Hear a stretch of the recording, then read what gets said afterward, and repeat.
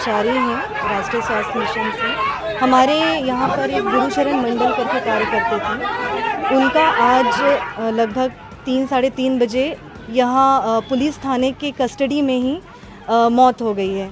और पूछने पे बताया जा रहा है कि उन्होंने पुलिस कस्टडी में वहाँ के बाथरूम में जा कर के अपने आप को फांसी लगा ली।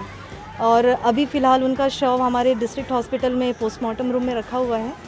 तो हम यहाँ पर पुलिस थाने में इसलिए आए हैं कि हम ये जानना चाहते हैं कि अगर कोई भी व्यक्ति को पुलिस थाने पूछताछ के लिए बुलाया जा रहा है और वहाँ उसकी डेथ हो जाती है तो रिस्पॉन्सिबिलिटी किसकी है।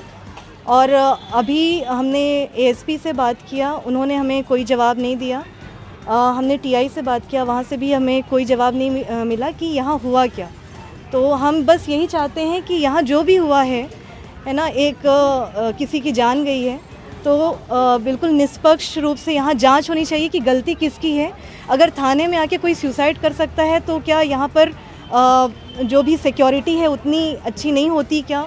तो ये हमारे एक बहुत बड़ा क्वेश्चन मार्क है कि हमको ये भी डाउट है कि उसने सुसाइड किया है या अलग से उसको कोई टॉर्चर हुआ है, क्या हुआ है, हमें नहीं पता है।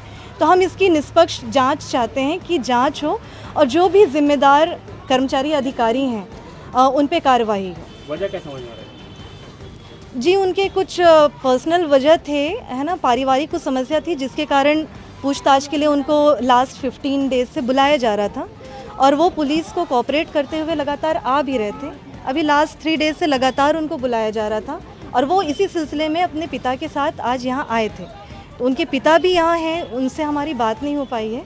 और जो हैं उनके साथ जो गुरु थे वो अपने आप को फांसी लगा लिए। अब क्या रीज़न है, हो सकता है उनसे, उनके पिता से बात हो तो और क्लियर समझ में आए।